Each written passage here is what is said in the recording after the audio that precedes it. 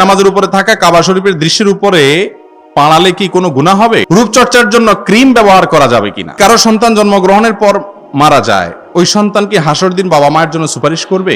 জুমার দ্বিতীয় খুতবায় হাত তোলার বিধান কি? নামাজে নির্দিষ্ট কুনুতের সাথে কোরআন হাদিসের দোয়াগুলো পড়া যাবে কি না? যাবে। কুনুতের জায়গাটা আসলে দোয়ার জায়গা, এখানে আপনি কোরআন হাদিসে বর্ণিত দোয়া পড়তে পারবেন। এরপরে জায়নামাজের উপরে থাকা কাবা শরীফের দৃশ্যের উপরে পাড়ালে কি কোনো গুনাহ হবে? গুনাহ হবে না যদি এটাকে অপমান করার উদ্দেশ্যে না করে। অপমান করার উদ্দেশ্যে পড়ালে তো ইমানই থাকবে না। আর সে উদ্দেশ্যে ছাড়া যদি অজান্তে পড়ে তাতে গুনাহ হবে না, কিন্তু কাবা শরীফের ছবি আপনার জায়নামাজে না থাকা উচিত। এমন জায়নামাজ কিনবেন যেগুলো একেবারে প্লেন, কিচ্ছু নাই। কারণ আপনি কাবার ছবি থাকলে সেখানে পাড়া পড়বে, কাবার ছাদেও তো উঠে মানুষ, সেটা তো প্রয়োজনে। আপনি প্রয়োজন ছাড়া কাবার ছবিকে পায়ে মারাবেন, আপনার নিজের বাপের ছবিটা তো পায়ে মারাতে মনে চাবে না আপনার। তাহলে আল্লাহর ঘরে এটার পায়ের নিচে মারানো হবেই। বসবেন যখন পাছার নিচে পড়বে, ঠ্যাঙের নিচে পড়বে, এটা তো আল্লাহর ঘরের সম্মান হতে পারে না। এই জন্য এরকম জায়নামাজ কিনবেন না। আর দ্বিতীয়ত নামাজের দ্বারা যদি আপনি ওইটার দিকে মনে পড়ে, তাহলে তো আপনি কাবা কথা মনে করতেছেন, নামাজের মধ্যে কাবার কথা তো মনে করতে বলা হয়নি। অনেক মসজিদে তো মেহরাবের সামনে একেবারে ইমাম সাহেবের চোখ পড়ে এরকম বরাবর জায়গায় কাবার টাইলস লাগায় রাখে, মানে নামাজে যাতে মনোযোগ সৃষ্টি হয়। এতে কি আল্লাহর স্মরণ করবো না কাবার স্মরণ করবো? আল্লাহ কোরআনে বলছে আকিমিস সালাতা লিযিকরি, আমার স্মরণের জন্য নামাজ কায়েম করো। এমনি কাবার স্মরণের জন্য নামাজ কায়েম করতেছেন, হইলো? আমরা কি কাবারে সিজদা করি? তাহলে কাবার দিকে তাকানোর দরকার কি? কাবা তো একটা দিক শুধুমাত্র ফিরানোর জন্য, অতএব এটা উচিত নয়। রূপচর্চার জন্য ক্রিম ব্যবহার করা যাবে কিনা? কালকে জামির তুলিতে প্রশ্ন করছে মানুষ। একজনে প্রশ্ন করছে যে ফেয়ারনেস ক্রিম, মানুষের রং পরিবর্তন করা যায় না, লা তাবদিলা লিখালকিল্লাহ, আল্লাহ বলছেন আল্লাহ সৃষ্টি পরিবর্তন করুন যায় না। এখন ফেয়ারনেস ক্রিম লাগাইলে তো রং পরিবর্তন হয়ে যায় আছে না। আমি বললাম যে ভাই, এই ক্রিম জায়েজ না জায়েজ হওয়াটা নির্ভর করবে রং পরিবর্তন হয় কিনা এটার উপরে। ফেয়ারনেস ক্রিমের রং পরিবর্তন যদি হইতো তাহলে আফ্রিকান কোনো মানুষ আর কালো থাকতো না। এটা তো পুরো ডাহা মিথ্যা কথা। ফেয়ারনেস ক্রিমের রঙই তো পাল্টায় না, আপনি মাসালা জিগাবেন কি? রং পাল্টানো জায়েজ আছে কিনা এটা তো পরের কথা, রং পাল্টাই তো না। এটা তো পুরাই চিটারি বাটপারি। এটা মাখা আর আটার দা, আপনি জিগান যে আটার দলা মাখা জায়েজ আছে, এটার যে জবাব এটারও একই জবাব। কথা বুঝাতে পারছি? ফেয়ারনেস ক্রিম বা জাতীয় ক্রিম ব্যবহার করাতে কোনো অসুবিধা নাই, ত্বকের জন্য যদি ক্ষতিকর কিছু না হয় কোনো অসুবিধা নেই। যদি কারো সন্তান জন্মগ্রহণের পর মারা যায়, ওই সন্তান কি হাসর দিন বাবা মায়ের জন্য সুপারিশ করবে? ওই সন্তান বাবা মায়ের জন্য জান্নাতে অপেক্ষা করবে। একজন সাহাবী রাসূল আকরাম সাল্লাল্লাহু আলাইহি ওয়াসাল্লামের দরবারে আসতেন তার ছোট একটা বাচ্চাকে নিয়ে। বাচ্চা এসে দৌড়াদৌড়ি করতো, খেলাধুলা করতো। নবীজি সেটাকে আপনার দেখতেন সব সময়। আমাদের দেশে তো মসজিদগুলোতে বাচ্চারা আসে দৌড়াদৌড়ি করলে, খেলাধুলা করলে, ওরে বাপরে বাপ, কিছু মুরব্বী আছে এমন জোরে দমক দেয়, হেওলা কয় আল্লাহ আর জীবনে ঘরের দিকে আনিস না তুই, যে দমক খাইছি। এরকম অনেক মুরব্বীরা আছেন কি নাই? খবরদার, আজকের বাচ্চা আগামী দিনের মুসল্লি, তাদেরকে মসজিদে আসতে সুযোগ দিবেন। নবীজির মসজিদে শুধু বাচ্চারা আসানি, নবীজি সেজদা গেছেন, কাঁধের উপর উঠে বসা দিস।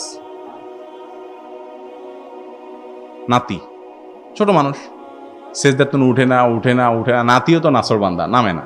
এত শখ মিটার ভরে এতে আস্তে করে নামছে, ফ্রি মুডে যখন নামছে নবীজি তখন সেজদা উঠেছে, কিচ্ছু বলেননি। কোন হাদিস থেকে জানা যে ফাতেমা রাদিয়াল্লাহু তাআলাকে ডাইকে এনে বর্ণনা করছেন, এই বেটি খেয়াল করো না, বাচ্চা ধরে রাখো, নামাজের সময় ছাড়ি দাও, আমার ডিস্টার্ব করছে, আল্লাহর ইবাদতে ডিস্টার্ব করছে। এসব কারণে আমরা নবীর জন্য বড় নামাজি হয়ে গেছি, ঠিক না ভাই? ঠিক। আমগো যদি এরকম কেউ করতো কোনো নানার কাঁধে দাদার কাঁধে, তো নানা দাদার যাই জুড়ি খাইতে খাইতে উজ্জিরা সব শেষ হয়ে যেত। হ্যাঁ তোমরা এই ফুলার ধরে রাখো না, বাচ্চা ধরে রাখো না, নামাজের সময় তামাশা। ওরে বাপরে বাপ, কি নামাজি হয়ে গেছে এতে। বাচ্চাদের ডিস্টার্ব হজম করাটাও ইবাদত, বুঝছেন? নবীজি একবার খুতবা দিচ্ছেন, হাসান বা হোসেন রাদিয়াল্লাহু তাআলা আনহু দুজনের একজন দৌড়ে আসতেছে। আরবরা একটু লম্বা লম্বা কাপড় চোপড় পরে, চাদর পরলেও বড়, তো ছোট মানুষ ওই বড় জামা বা কিছু দৌড়ায়া নানার দিকে যাইতেছে, খুতবা দিতেছে, নানা যাতে যা পড়ে গেছে। রাসূল আকরাম সাল্লাল্লাহু আলাইহি ওয়াসাল্লাম মিম্বর থেকে খুতবা থুই নামিয়ে আসছেন, আসি নাতিরে কোলনি, আবার যাই তারপর খুতবা কন্টিনিউ করছে। আমাকে ইমাম সাহেব করলে তো কইবেন ওরে বাবুরে, এই ইমাম সুলতান, ইমামের অন্তরে হলো নাতির মায়া, কেরম ইমাম, ঠিক না ভাই? ঠিক। অথচ রাসূল আকরাম সাল্লাল্লাহু আলাইহি ওয়াসাল্লামের বিষয়টাকে সাহাবীরা সবাই বলে। এখন তো আমরা ইমামতি করি না, আমরা করি আমামতি। আমামতি বুঝেননি? আমাম মানে সামনে, আমামতি মানে এই বেচারা সামনে যায় আরে, আমরা সামনে যাই আর এর দূর। ইমাম আপনারা, ইমাম আপনারা যারা পিছনে থাকেন মূলত আপনারাই ইমাম, আমরা হলাম আমাম। আমাম আর ইমামের পার্থক্য বুঝেননি? আমাম মানে কি? সামনে, আর ইমাম মানে নেতা। নেতা হলেন আপনারা পিছের সবাই, আমরা শুধু সামনে দেন আরই। ঠিক না বে ঠিক? তা না হলে ইমাম যদি কখনো দেরি করে আসে, কারো একটু শব্দ করার কোনো ক্ষমতা নেই। ইসলামের নির্দেশ এটা।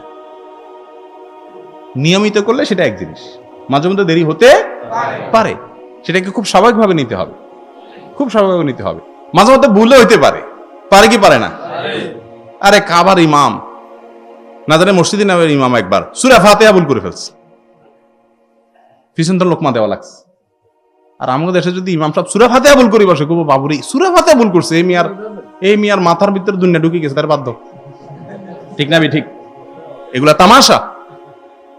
ইমামদেরকে সম্মান করা শিখবেন, ভুল হওয়া তাদের অংশ।